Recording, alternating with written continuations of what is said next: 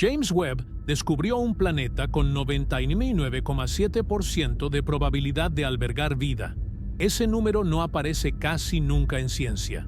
No porque sea imposible, sino porque la ciencia desconfía de las certezas absolutas. Cuando los investigadores hablan de probabilidades tan altas, algo muy serio tuvo que haber ocurrido en los datos.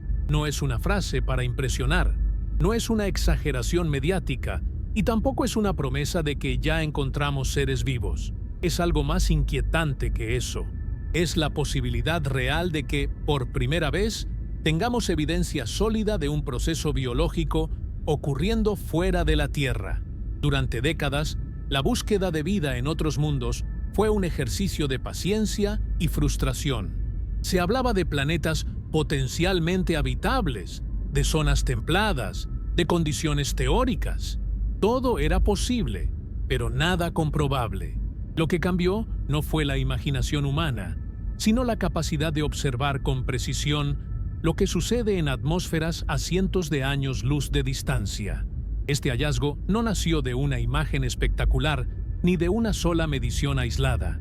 Surgió de patrones repetidos, de combinaciones químicas que no deberían coexistir sin un mecanismo activo que las mantenga. Surgió de datos que, cuando se colocan uno al lado del otro, dejan muy poco espacio para explicaciones puramente inertes. Lo más perturbador no es pensar en criaturas extrañas o civilizaciones avanzadas.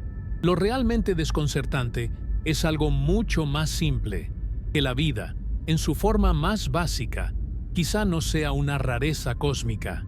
Tal vez sea una consecuencia natural cuando las condiciones adecuadas se alinean. Si eso es cierto, entonces la pregunta deja de ser si estamos solos. La pregunta se vuelve mucho más profunda y mucho más incómoda. Este video no trata de ciencia ficción ni de especulación sin fundamento. Trata de datos, de métodos y de lo que realmente significa afirmar que un planeta tiene una probabilidad tan alta de albergar vida. Aquí no se exagera, no se inventa y no se promete nada que la ciencia no pueda sostener.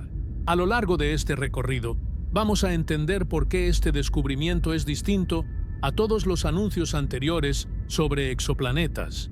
Vamos a ver cómo se llega a una cifra como 99,7%, qué se midió exactamente, y por qué muchos científicos consideran que estamos ante un punto de quiebre en la astrobiología moderna.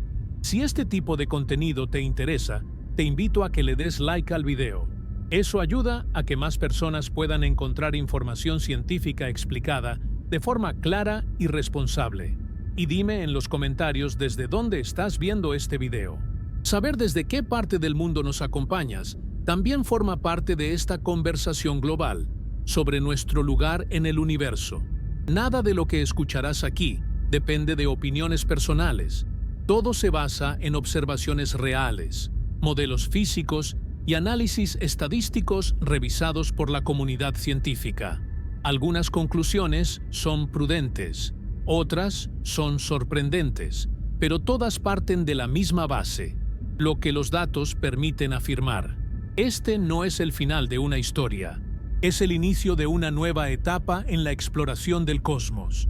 El primer elemento que llama la atención no es el planeta en sí, sino el lenguaje que rodea su estudio. En astronomía, los investigadores suelen ser extremadamente cautelosos. Incluso cuando un resultado es prometedor, las conclusiones se expresan con reservas, con márgenes amplios y con múltiples advertencias. Por eso, cuando aparece una cifra como 99,7%, la comunidad científica no la ignora ni la celebra de inmediato. La examina con lupa. Esa probabilidad no significa que alguien haya observado vida directamente. No hay imágenes de organismos, ni señales de inteligencia, ni rastros visuales de actividad biológica. Lo que existe es algo más sutil y al mismo tiempo más poderoso. Una combinación de características atmosféricas que, según todo lo que sabemos hasta ahora, resulta extremadamente difícil de explicar sin procesos biológicos activos. El planeta en cuestión fue detectado hace tiempo. Al principio, No destacaba demasiado entre los miles de mundos descubiertos fuera del sistema solar. Su tamaño era compatible con un planeta rocoso o ligeramente mayor que la Tierra. Su órbita lo colocaba en una región donde la temperatura permitiría la presencia de agua líquida, al menos en teoría. Nada de eso era suficiente para hacer afirmaciones extraordinarias. La diferencia comenzó cuando se pudo analizar su atmósfera con un nivel de detalle sin precedentes. No se trató de una sola observación, sino de múltiples mediciones realizadas en distintos momentos, bajo diferentes condiciones y con modelos independientes. Cada análisis buscaba lo mismo: identificar qué gases estaban presentes y en qué proporciones. Al principio, los resultados parecían normales: vapor de agua, algunos compuestos comunes, señales compatibles con procesos geológicos, pero a medida que los datos se acumulaban, apareció algo que no encajaba del todo. Ciertos gases coexistían en cantidades que, según los modelos físico-químicos conocidos, deberían reaccionar entre sí y desaparecer rápidamente. En un planeta sin vida, la atmósfera tiende al equilibrio. Los compuestos reaccionan, se transforman y eventualmente alcanzan un estado estable. Cuando eso no ocurre, cuando ciertos gases se mantienen en concentraciones altas, a pesar de ser químicamente inestables juntos, se necesita una fuente constante que los reponga. En la Tierra, esa fuente es la vida. Los organismos modifican la atmósfera de manera continua. Consumen unos gases y liberan otros. Mantienen un desequilibrio que, desde el punto de vista de la física pura, no debería sostenerse por millones de años sin intervención activa. Los científicos se preguntaron si existía alguna explicación alternativa. Se evaluaron escenarios volcánicos extremos, interacciones químicas poco comunes, efectos de radiación estelar intensa. Cada hipótesis fue modelada, comparada con los datos y una a una fue perdiendo fuerza. No es que esas explicaciones sean imposibles en términos absolutos, es que, al combinarlas con todas las observaciones disponibles, su probabilidad cae drásticamente. Ahí es donde entra la estadística, no como una herramienta para impresionar, sino como una forma rigurosa de cuantificar qué escenarios son más consistentes con la realidad observada. El resultado final no fue una afirmación categórica de vida, sino una conclusión mucho más precisa. Dadas todas las variables conocidas, la explicación biológica es, con enorme diferencia, la más probable. No la única imaginable, pero sí la que mejor encaja con los datos. Ese es el origen del 99,7%. No es una apuesta, es una medida del grado de confianza que se obtiene al descartar sistemáticamente todas las alternativas menos consistentes. Una de las primeras reacciones cuando surge una noticia así es pensar que la ciencia finalmente confirmó vida fuera de la Tierra. Ese impulso es comprensible, pero también es el error más común. La historia real es mucho más interesante cuando se entiende con precisión, porque no habla de certezas absolutas, sino de cómo funciona el conocimiento científico cuando se enfrenta a algo que nunca antes había observado con este nivel de detalle. La palabra vida suele evocar imágenes concretas, organismos visibles, movimiento, tal vez incluso inteligencia. Sin embargo, en ciencia, vida no significa eso. Vida significa procesos, significa química organizada, intercambio de energía, sistemas que se mantienen lejos del equilibrio natural. Cuando los científicos hablan de una probabilidad tan alta, no están imaginando criaturas, sino detectando señales de actividad que, en la Tierra, solo conocemos asociadas a procesos biológicos. Aquí es donde muchos malentendidos comienzan. No se trata de una señal aislada, ni de un gas específico considerado por sí solo. A lo largo de los años, se anunciaron muchos planetas con gases interesantes en sus atmósferas: metano, vapor de agua, dióxido de carbono. Ninguno de esos elementos, por separado, implica vida. Todos pueden surgir de procesos geológicos o químicos sin participación biológica.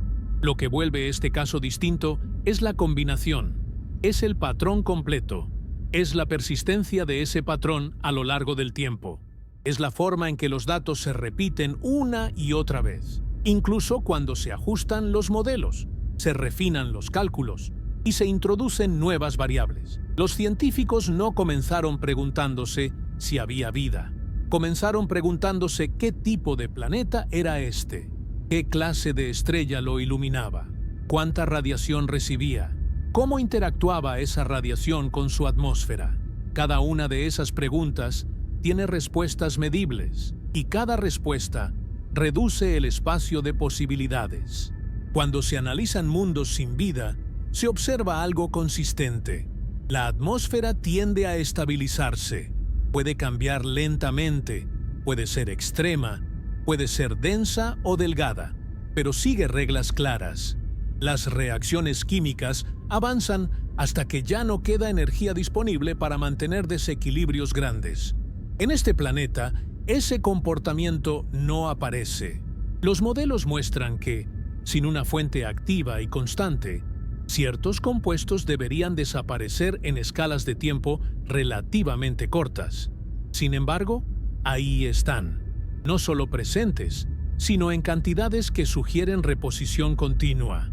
Ante esto, la comunidad científica no saltó a conclusiones.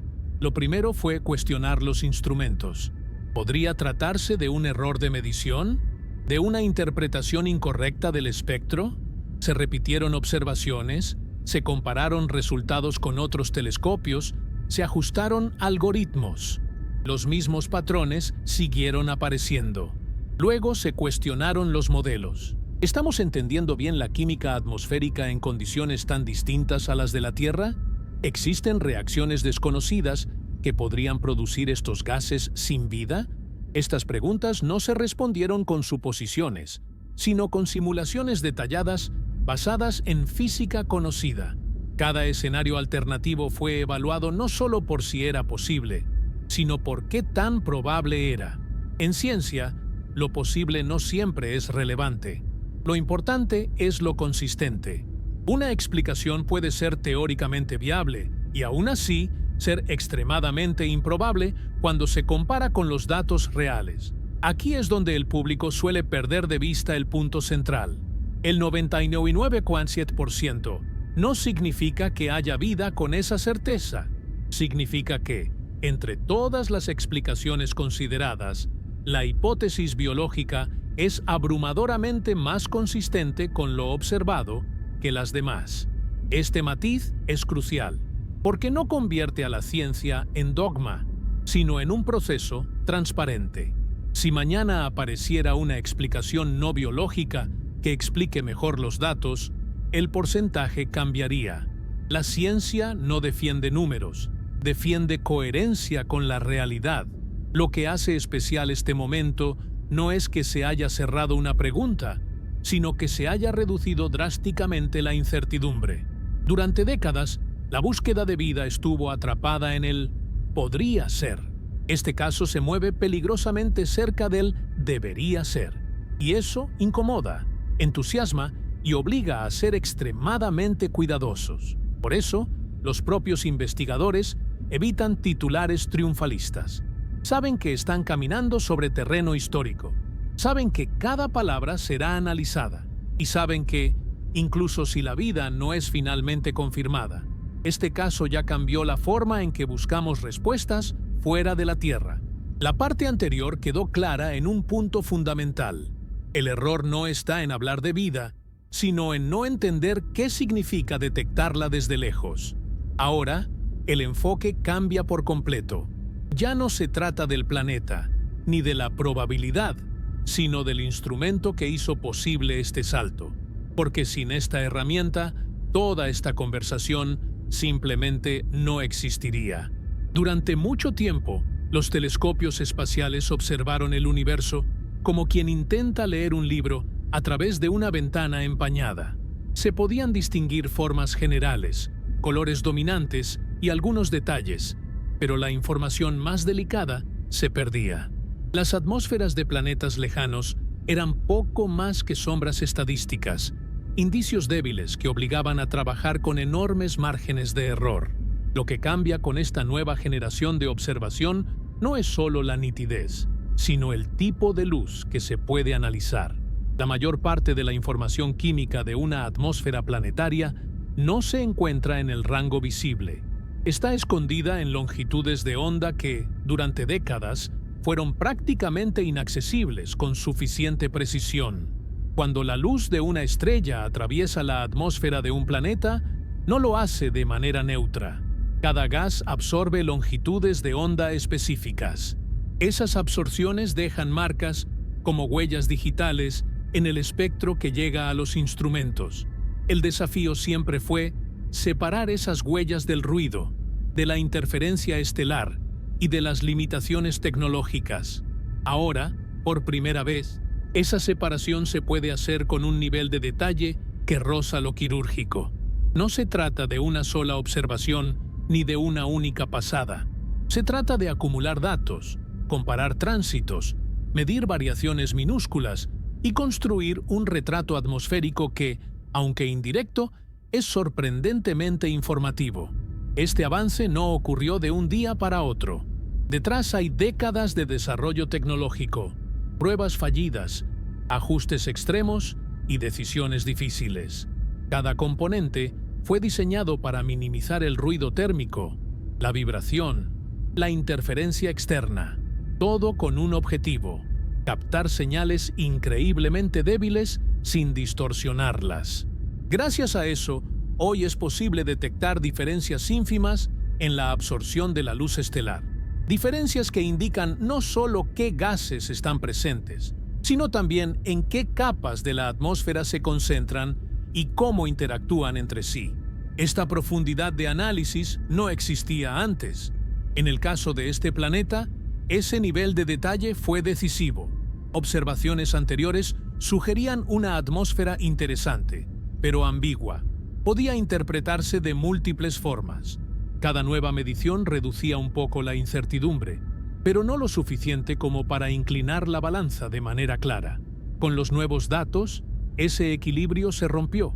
Las señales químicas comenzaron a alinearse de una forma específica, no caótica, no aleatoria, coherente, persistente y, sobre todo, difícil de reconciliar con escenarios puramente abióticos. Los científicos no solo midieron qué gases estaban presentes, sino cómo variaban en el tiempo. Una atmósfera muerta, dominada solo por procesos físicos pasivos, suele mostrar estabilidad o cambios predecibles.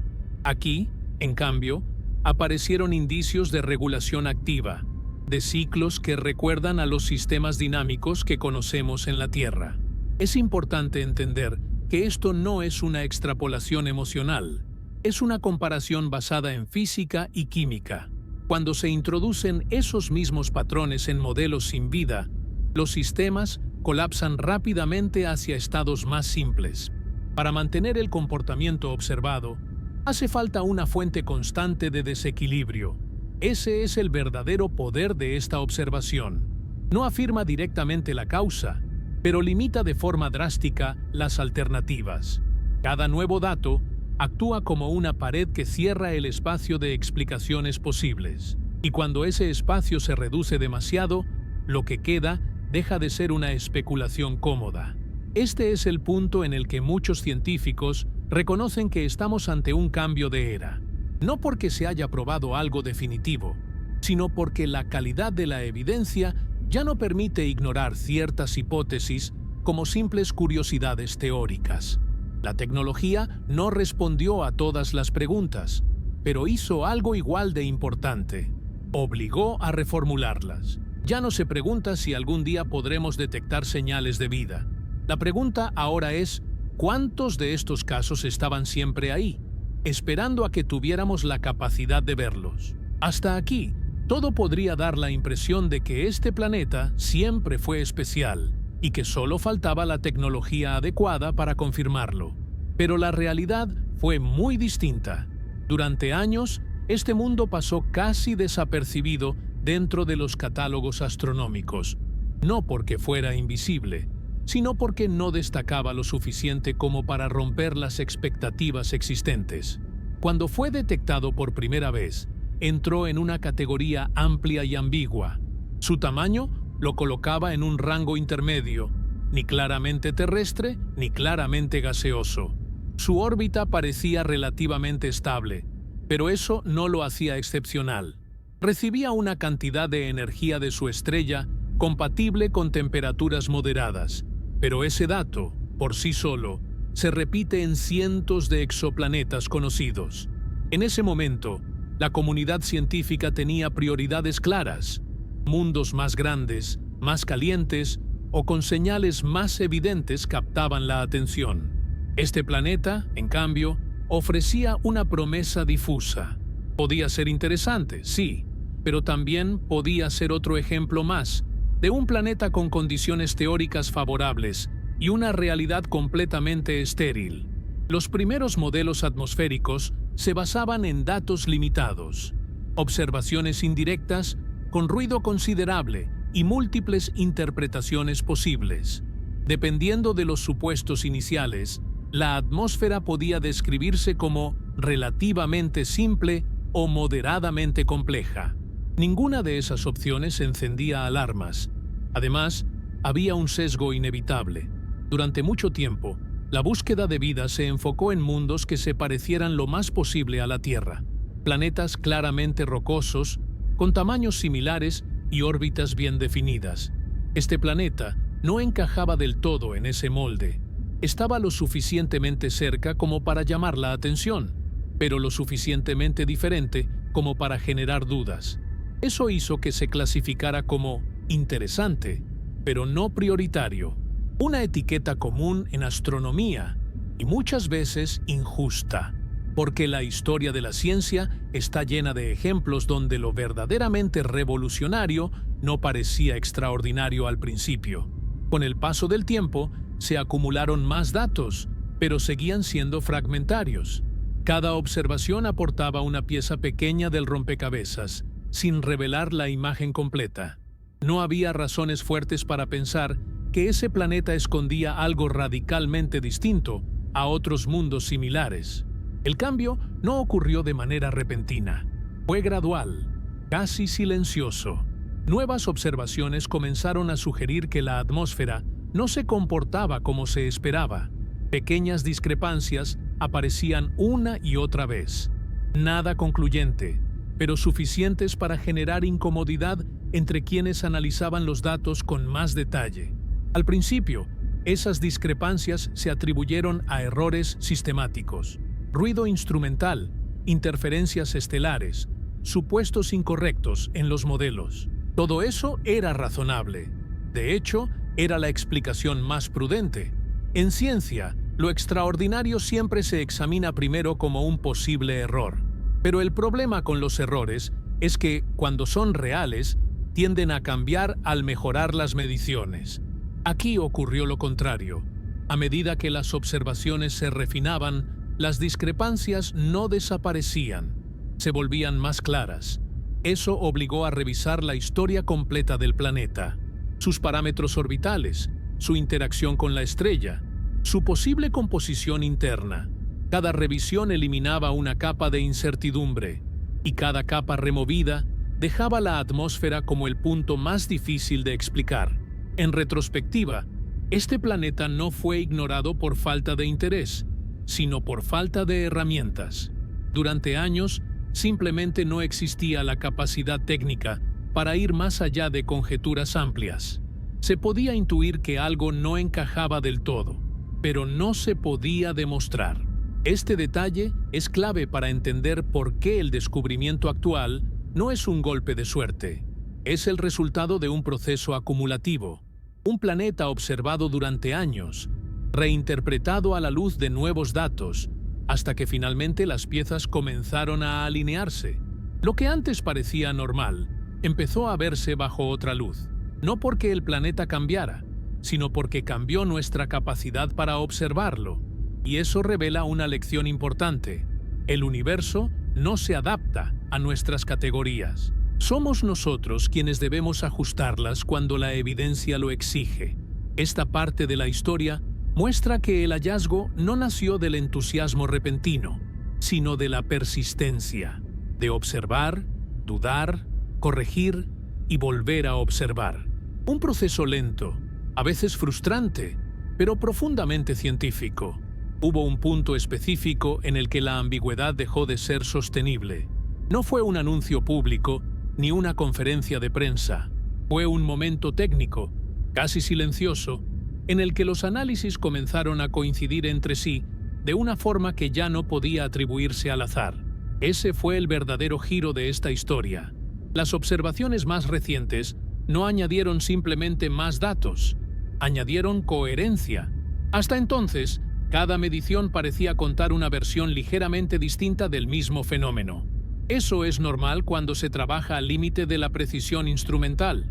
Pero, de pronto, distintos métodos, equipos y modelos comenzaron a describir el mismo patrón químico con resultados sorprendentemente similares. La clave estuvo en cómo se interpretaron los espectros atmosféricos. En lugar de analizar gases de manera aislada, los investigadores empezaron a observar relaciones. No solo qué estaba presente, sino qué debía estar ausente si la atmósfera se comportara como un sistema inerte. Ahí apareció la inconsistencia más reveladora. Ciertos compuestos que reaccionan rápidamente entre sí aparecían coexistiendo, no en trazas marginales, sino en concentraciones medibles y estables. En condiciones normales, esa coexistencia es transitoria. La química empuja al sistema hacia un estado más simple, más ordenado desde el punto de vista termodinámico. Aquí, eso no ocurría. Los modelos mostraron que, sin una fuente activa, esos gases deberían desaparecer en escalas de tiempo relativamente cortas, miles o, a lo sumo, millones de años. Sin embargo, el planeta no mostraba signos de estar en una fase transitoria. Todo indicaba un estado sostenido, mantenido en el tiempo. Este fue el momento en el que los científicos empezaron a hablar de desequilibrio químico persistente, no como una metáfora, sino como una descripción cuantificable. Se podían calcular tasas de reacción, flujos de energía y velocidades de reposición necesarias para explicar lo observado. Al hacer esos cálculos, apareció un problema.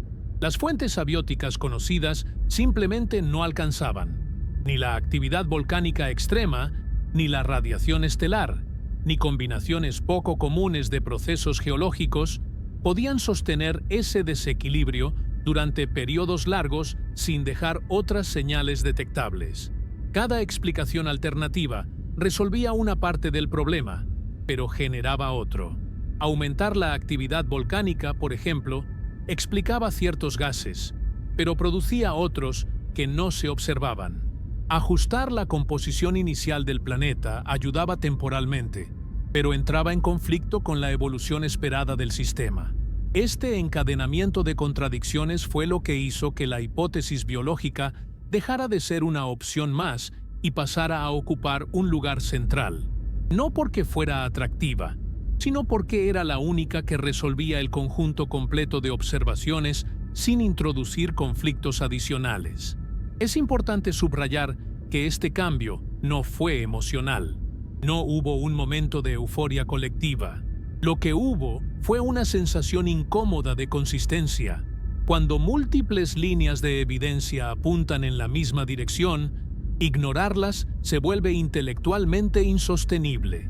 A partir de ahí, el trabajo se volvió aún más riguroso. Se buscaron posibles errores ocultos. Se repitieron análisis con supuestos más conservadores. Se forzaron los modelos al límite para ver si podían romper la coherencia emergente. No lo lograron. Ese fue el punto exacto en el que el caso dejó de ser interesante y se convirtió en excepcional, no por lo que afirmaba, sino por lo que descartaba. Cada hipótesis eliminada fortalecía la probabilidad de las que quedaban. El lenguaje también empezó a cambiar, de forma sutil. En lugar de posiblemente consistente con, comenzaron a aparecer frases como altamente consistente con. No es una diferencia menor. En ciencia, Ese matiz refleja un salto significativo en el nivel de confianza. Este momento marca una frontera invisible. Antes, el planeta podía interpretarse de muchas maneras. Después, las interpretaciones se volvieron sorprendentemente estrechas. El espacio de incertidumbre se redujo, no porque se quisiera, sino porque los datos lo exigían. Esta es la parte de la historia que rara vez llega a los titulares. No hay imágenes impactantes ni frases contundentes. Solo un proceso lento en el que las explicaciones se van quedando sin oxígeno, una por una. Cuando la atención se desplazó por completo hacia la atmósfera, el planeta dejó de ser un punto distante y se convirtió en un sistema dinámico. La atmósfera ya no era solo una envoltura gaseosa, sino un registro activo de lo que estaba ocurriendo en la superficie y en las capas internas del mundo. Leerla correctamente significaba reconstruir procesos invisibles a simple vista. En la ciencia planetaria, la atmósfera funciona como una memoria química. Cada gas presente, cada proporción, cada variación temporal cuenta una historia. No una historia narrativa, sino una historia física, de fuentes, de pérdidas, de equilibrio y de desequilibrio. En planetas sin vida, esa historia suele ser sencilla. La química avanza hasta donde la energía lo permite y luego se estabiliza. En este caso, la historia era distinta. Los gases observados no solo estaban ahí, estaban organizados de una manera que sugería regulación. No era un caos químico producto de eventos violentos recientes. Tampoco era una atmósfera agotada, empobrecida por el paso del tiempo. Era algo intermedio, sostenido, activo. Uno de los aspectos más llamativos fue la relación entre gases que, en teoría, no deberían coexistir durante largos periodos. En condiciones normales, esos compuestos reaccionan entre sí con rapidez. La física y la química no dejan mucho margen para interpretaciones alternativas. Si ambos están presentes, algo tiene que estar produciéndolos de forma constante. Los científicos comenzaron a tratar la atmósfera como un sistema de entradas y salidas. ¿Qué procesos podrían introducir estos gases? ¿A qué velocidad se destruirían sin una fuente activa? ¿Qué firmas secundarias deberían aparecer si el origen fuera puramente geológico o químico? Cada una de estas preguntas se abordó con modelos independientes. La respuesta fue consistente y, al mismo tiempo, incómoda. Las tasas de reposición necesarias eran demasiado altas para explicarse con procesos inertes conocidos. Para mantener ese estado, el planeta necesitaría una fuente continua de energía organizada, no un evento puntual ni una condición inicial excepcional. Aquí es donde la comparación con la Tierra se volvió inevitable, no como un acto de antropocentrismo, sino como el único laboratorio donde conocemos el resultado final. En nuestro planeta, la atmósfera está lejos del equilibrio precisamente porque la vida la modifica sin descanso. El oxígeno, por ejemplo, no debería existir en grandes cantidades durante miles de millones de años sin una fuente biológica que lo reponga. El planeta observado mostraba un patrón distinto en composición, pero similar en principio. No se trataba de copiar la Tierra, sino de reconocer una lógica común. Cuando un sistema mantiene desequilibrios complejos de forma prolongada, algo debe estar trabajando en contra de la tendencia natural al equilibrio. Se evaluaron escenarios extremos para evitar conclusiones apresuradas. Planetas con volcanismo masivo, con océanos de magma, con interacción intensa entre superficie y atmósfera. Cada escenario fue empujado hasta el límite de lo físicamente plausible. Aún así, ninguno lograba reproducir todas las observaciones al mismo tiempo. El problema no era explicar un gas en particular, sino explicar el conjunto. Las atmósferas no se analizan por piezas aisladas, sino como sistemas acoplados. Cambiar una variable afecta a todas las demás, y en este sistema, cualquier ajuste no biológico resolvía una parte del rompecabezas, pero desordenaba el resto. Otro elemento crucial fue la estabilidad temporal. Las observaciones no mostraban una atmósfera en transición rápida, No había señales claras de colapso químico ni de evolución acelerada hacia un estado más simple. Todo apuntaba a un equilibrio dinámico, mantenido activamente. Ese detalle descarta muchas explicaciones exóticas que podrían funcionar solo durante ventanas breves de tiempo. Si el planeta estuviera atravesando una fase transitoria muy rara, la probabilidad de observarla justo ahora sería extremadamente baja. La estadística, una vez más, juega en contra de esas hipótesis. A medida que se comprendía mejor la atmósfera, el planeta dejaba de parecer un caso marginal y empezaba a verse como un ejemplo. No un ejemplo de vida confirmada, sino de cómo la vida podría manifestarse indirectamente a escala planetaria. Este cambio de perspectiva fue profundo. La atmósfera ya no era una pista entre muchas, sino el eje central de toda la interpretación. Todo lo demás, desde la órbita hasta la estrella anfitriona, pasó a ser contexto. Aquí se consolidó una idea que incomoda a muchos. No necesitamos ver organismos para detectar vida. Basta con observar sus efectos acumulados en un sistema planetario completo. Es una idea poderosa, pero también exige un nivel de rigor extremo. Por eso, cada conclusión se formuló con cuidado.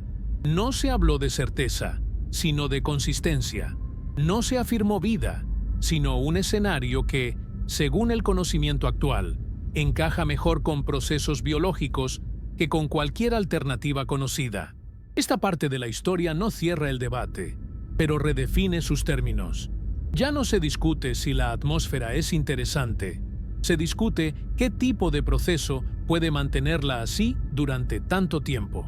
Hasta este punto, podría parecer que este planeta es simplemente un caso extremo dentro de una categoría ya conocida. Otro mundo más en la larga lista de exoplanetas interesantes, prometedores o potencialmente habitables. Pero esa comparación es engañosa. Colocar este caso en el mismo grupo que los anuncios anteriores no solo es impreciso, sino que diluye lo que realmente lo hace distinto. Durante años, el término potencialmente habitable se utilizó de manera amplia. Bastaba con que un planeta orbitara a una distancia razonable de su estrella y tuviera un tamaño compatible con una superficie sólida. Esa definición fue útil como primer filtro, pero también creó una ilusión. La sensación de que muchos de esos mundos estaban a un paso de albergar vida. En realidad, la mayoría de esos planetas nunca ofreció evidencia directa de procesos activos.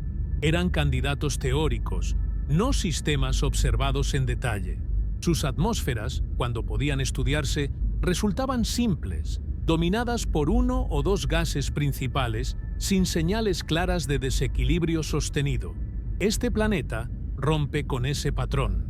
No encaja cómodamente en la categoría de potencialmente habitable, porque esa etiqueta se queda corta. No describe lo que está ocurriendo en su atmósfera ni el nivel de información que se tiene sobre él. La diferencia fundamental no está en su ubicación ni en su tamaño, sino en el tipo de evidencia disponible. En otros casos, se parte de condiciones iniciales y se especula sobre lo que podría suceder. Aquí, se parte de observaciones concretas y se pregunta qué tipo de proceso puede producirlas. Este cambio de dirección es crucial. No se está proyectando la vida sobre un planeta por analogía con la Tierra. Se está reconstruyendo un sistema a partir de sus efectos observables. Eso coloca el debate en un terreno mucho más sólido. Otro punto que lo distingue es la coherencia interna de los datos. En muchos planetas anunciados en el pasado, diferentes observaciones contaban historias distintas. Un análisis sugería una cosa, otro apuntaba en otra dirección. Eso no invalida esos estudios, pero sí limita el nivel de confianza que se puede alcanzar. En este caso, las observaciones no se contradicen, se refuerzan. Cada nuevo conjunto de datos encaja con los anteriores y reduce el margen de interpretación. Esa convergencia es rara y valiosa. Además, este planeta no depende de una única señal fuerte. Su relevancia surge de un entramado de indicios moderados que, al combinarse, producen un resultado robusto. No hay un gas milagroso ni una firma única que cargue con todo el peso de la interpretación. Es el conjunto lo que importa. Eso lo hace más resistente a errores y a reinterpretaciones futuras. Si una señal resultara estar mal calibrada, las demás seguirían apuntando en la misma dirección. Este tipo de redundancia es precisamente lo que la ciencia busca cuando intenta establecer conclusiones sólidas. También hay una diferencia temporal importante. Muchos mundos anunciados como prometedores se basan en observaciones puntuales, una o dos mediciones, separadas por largos intervalos, con mucha extrapolación entre ellas. Aquí, en cambio, hay continuidad. Los datos cubren periodos suficientes como para evaluar estabilidad y variación. Esa estabilidad es una de las razones por las que este planeta no puede explicarse fácilmente como una anomalía pasajera. No parece estar atravesando una fase breve y excepcional de su historia. Todo indica que el estado observado es parte de su funcionamiento normal. Esto obliga a replantear cómo se construyen las categorías en la búsqueda de vida. Ya no basta con hablar de habitabilidad potencial. Es necesario introducir criterios basados en actividad observada, en química fuera de equilibrio y en consistencia a lo largo del tiempo. Este planeta no es especial porque sea perfecto para la vida según nuestros estándares.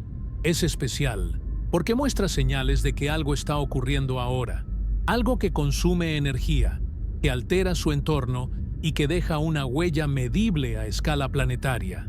Esa distinción puede parecer sutil, pero cambia todo. Pasa de una búsqueda pasiva a una detección activa, de imaginar escenarios posibles a analizar procesos reales. Por eso, muchos científicos consideran este caso como un punto de referencia. No necesariamente como el primer mundo con vida confirmada, sino como el primer ejemplo claro de cómo identificar candidatos donde la probabilidad deja de ser una simple especulación. Este cambio no elimina la cautela, al contrario, la hace aún más necesaria, pero también marca un antes y un después en la forma en que interpretamos los datos. Cuando aparece una cifra como 99,7%, el instinto inmediato es interpretarla como una afirmación casi absoluta. En el lenguaje cotidiano, ese número suena a certeza. En ciencia, sin embargo, su significado es más preciso y al mismo tiempo más limitado. Entenderlo correctamente es esencial para no convertir un resultado riguroso en una promesa que nadie hizo. Ese porcentaje no surge de una sola medición ni de una intuición colectiva. Es el resultado de un análisis estadístico complejo, construido a partir de modelos que compiten entre sí. Cada modelo representa un escenario posible para explicar lo que se observa en la atmósfera del planeta. Algunos son puramente geológicos, otros químicos, otros combinan distintos procesos físicos conocidos. Uno de ellos incluye actividad biológica. La pregunta que se hace la estadística no es ¿qué escenario nos gusta más?, sino ¿qué escenario explica mejor los datos con menos contradicciones internas? Cada modelo se pone a prueba contra las observaciones reales. Se calcula qué tan probable es obtener esos datos si ese modelo fuera correcto. Aquí ocurre algo importante. Los modelos no biológicos no fallan por completo. Algunos logran explicar ciertos aspectos del espectro atmosférico. El problema es que, al hacerlo, dejan otros aspectos sin explicación o introducen predicciones que no se observan. Esas incoherencias penalizan su probabilidad. La estadística funciona acumulando esas penalizaciones. Un modelo puede ser plausible en una dimensión y débil en otra. Cuando se combinan todas las dimensiones relevantes, el resultado final refleja esa suma de aciertos y fallos. El 99,7% no significa que la vida esté confirmada.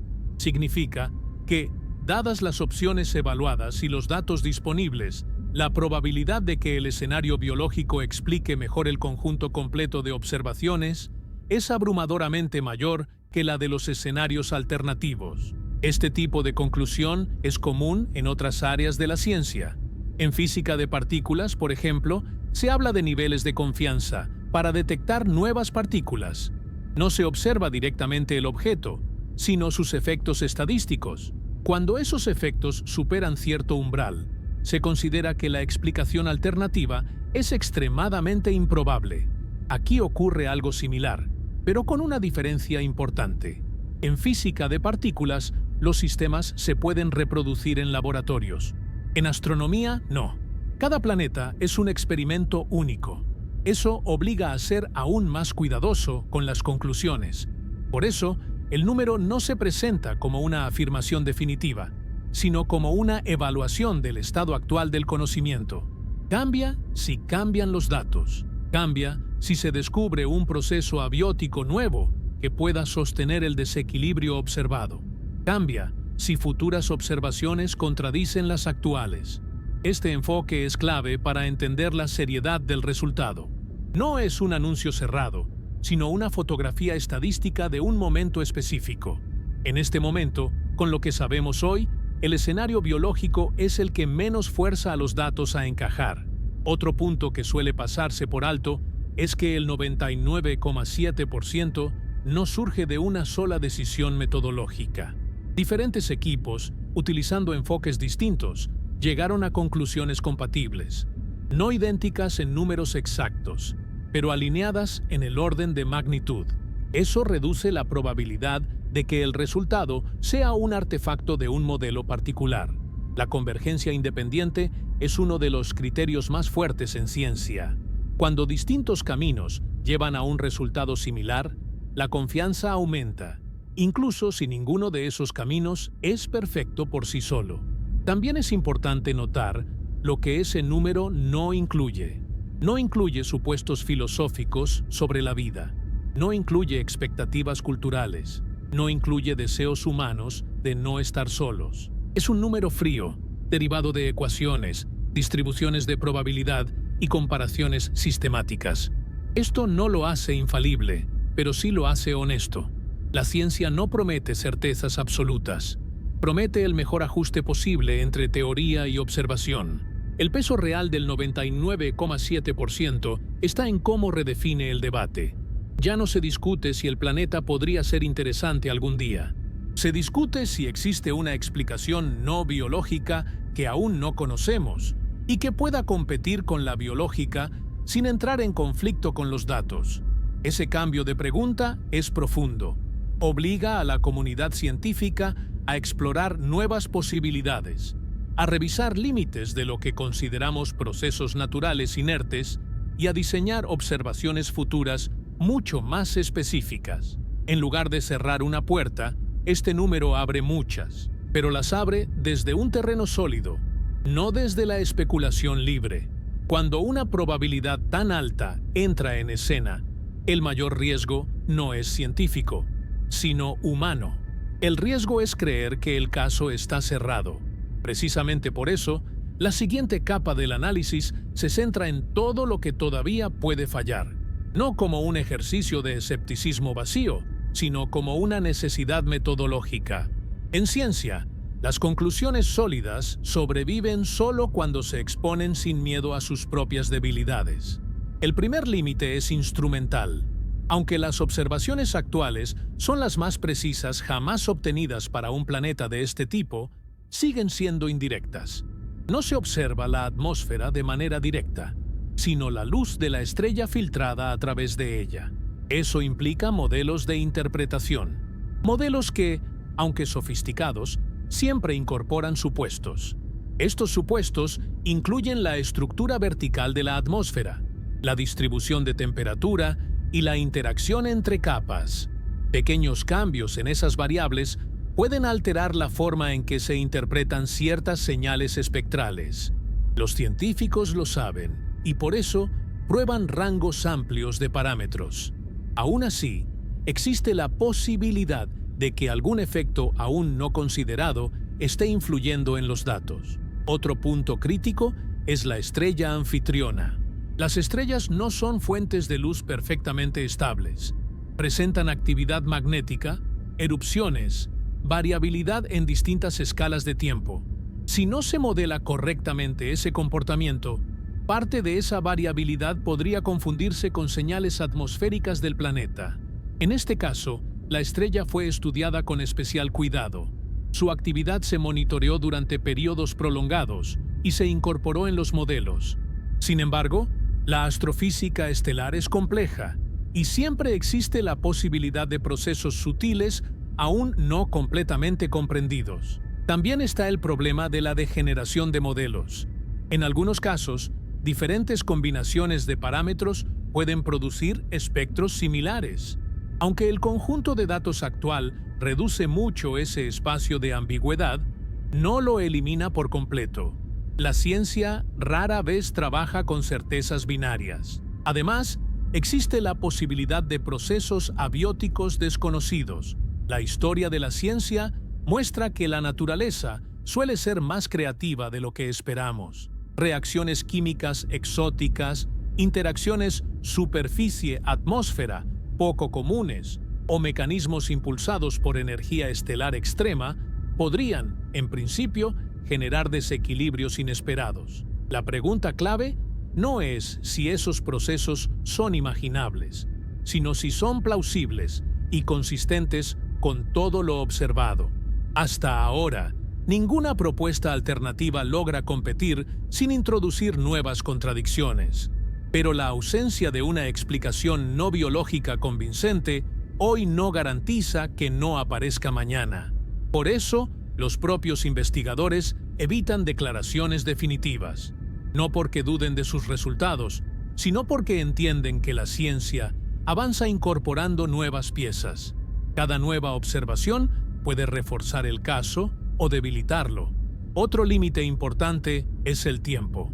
Aunque las observaciones cubren intervalos suficientes para descartar fases transitorias muy breves, no abarcan escalas geológicas.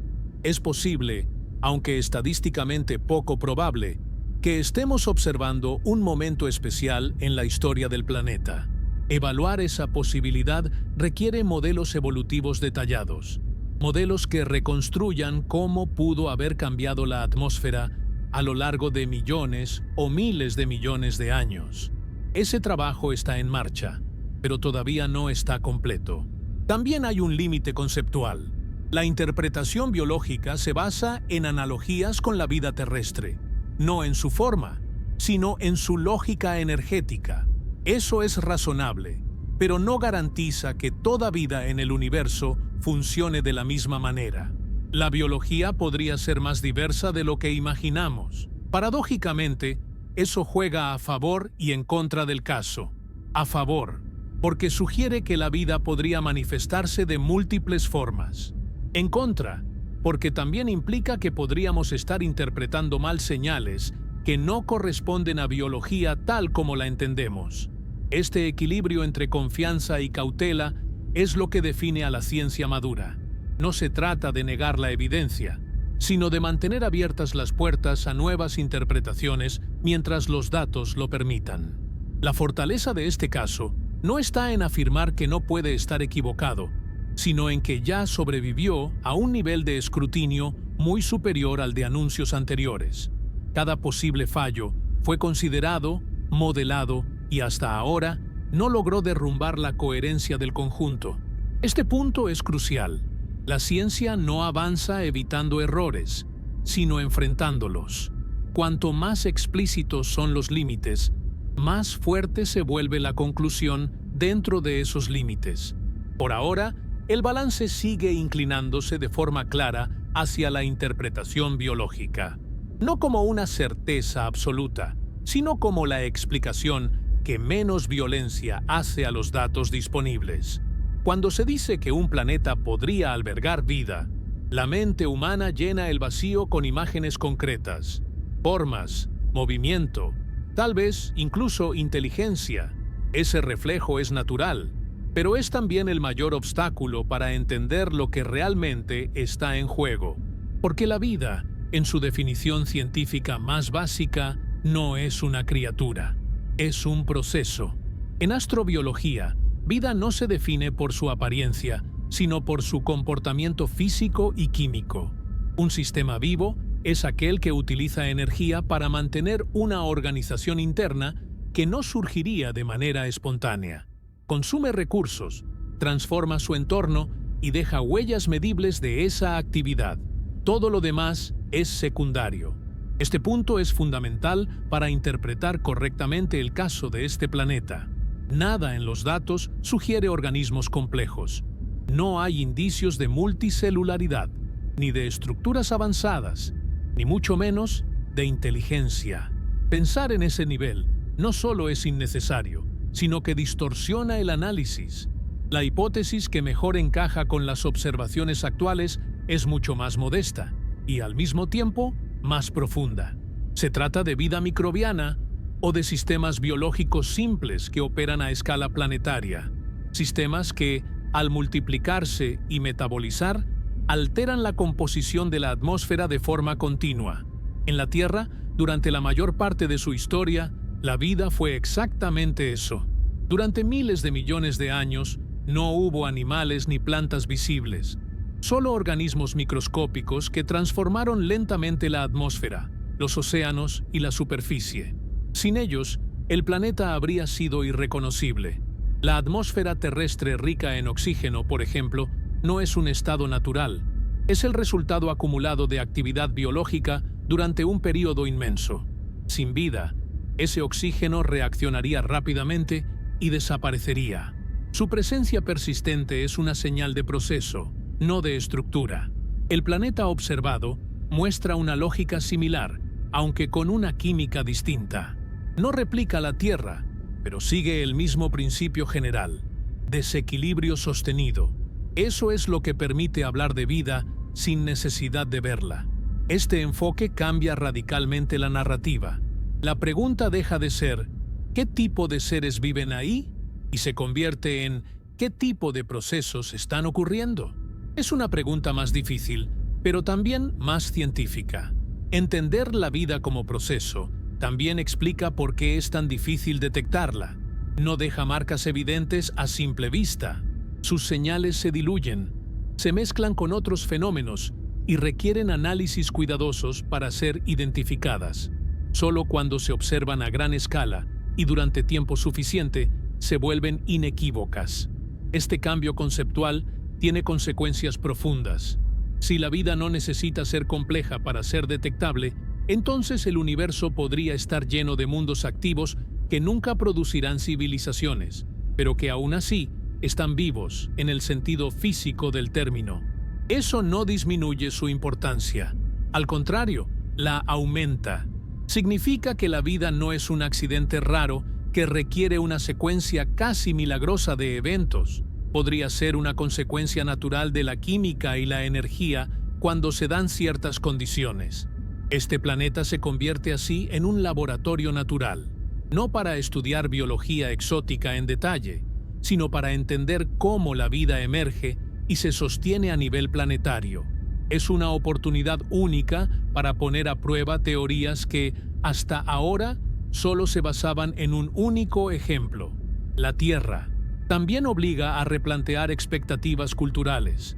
La idea de vida extraterrestre ha estado dominada por narrativas de contacto y comunicación. Este caso nos recuerda que la vida puede existir sin ninguna intención de ser observada, sin producir señales llamativas y sin interactuar con nada fuera de su entorno inmediato. Desde el punto de vista científico, eso es más coherente.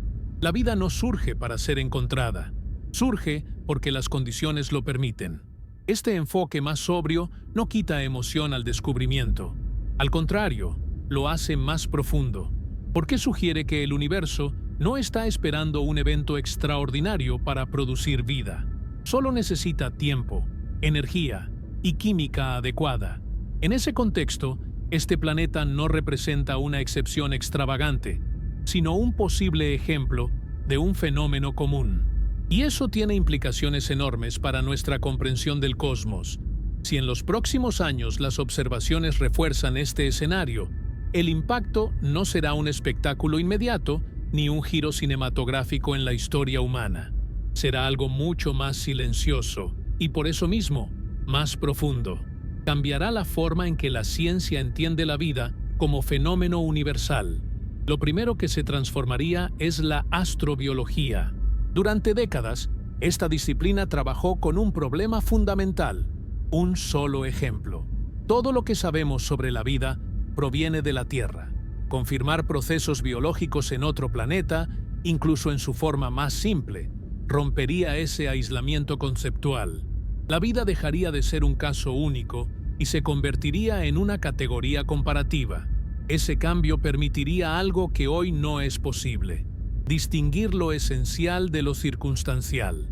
Saber qué aspectos de la vida son universales y cuáles son accidentes de la historia terrestre, que depende de condiciones muy específicas y que emerge de manera casi inevitable cuando la química y la energía interactúan durante suficiente tiempo. También cambiaría la forma en que se diseñan futuras misiones. En lugar de buscar planetas que se parezcan a la Tierra, la atención se desplazaría hacia sistemas que muestren señales de desequilibrio sostenido.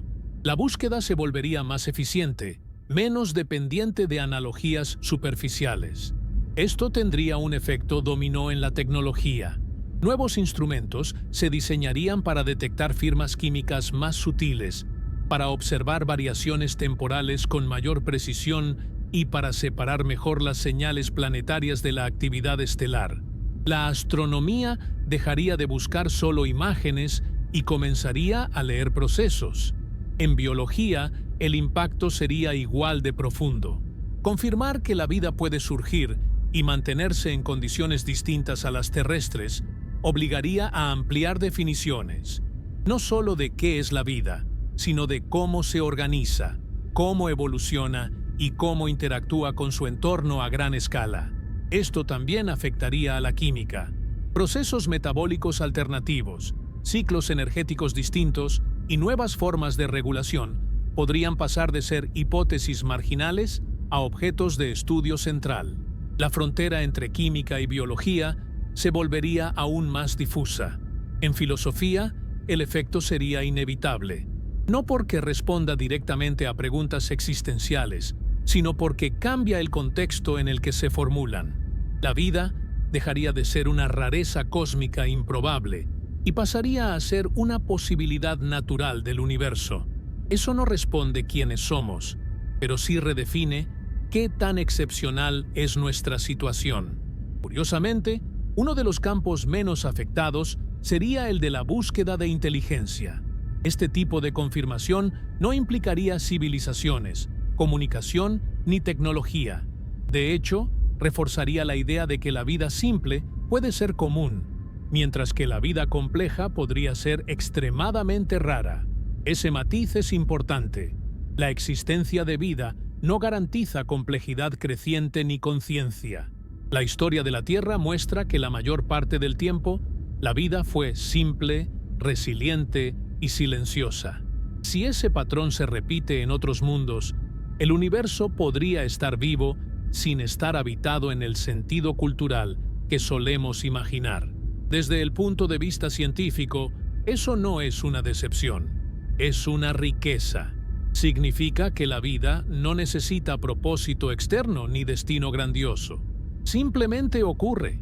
También habría implicaciones prácticas. Comprender cómo la vida altera atmósferas podría mejorar modelos climáticos, incluso los de la Tierra. La interacción entre biología y entorno planetario es un problema que nos afecta directamente, y estudiarlo desde una perspectiva comparativa lo enriquecería enormemente. Nada de esto ocurriría de la noche a la mañana. La ciencia no cambia con un anuncio, sino con acumulación. Cada nueva observación añadiría una capa de confianza o revelaría nuevos matices. Pero el marco general ya no sería el mismo. Este planeta no sería recordado como el primero con vida confirmada, sino como el primero que obligó a la ciencia a tomarse en serio la posibilidad de procesos biológicos fuera de la Tierra, basándose en evidencia directa, no en especulación. Eso, por sí solo, ya sería un cambio histórico. Llegar a este punto obliga a mirar hacia atrás, no hacia el planeta lejano, sino hacia nosotros mismos. Porque, al final, toda búsqueda de vida fuera de la Tierra termina reflejando una pregunta más profunda: ¿qué lugar ocupa nuestro planeta en el conjunto del universo? Durante mucho tiempo, la Tierra fue el único punto de referencia, no solo el único mundo conocido con vida, sino el único ejemplo de cómo la vida puede modificar un planeta entero. Eso nos llevó, casi sin darnos cuenta, a asumir que nuestra experiencia era excepcional, que una combinación casi irrepetible de circunstancias había producido algo extraordinariamente raro. Este posible descubrimiento no elimina esa singularidad, pero la redefine. La Tierra seguiría siendo especial, pero no por ser el único mundo vivo, sino por ser uno entre quizás muchos donde la vida encontró un camino. Esa diferencia es sutil, pero transforma por completo la perspectiva.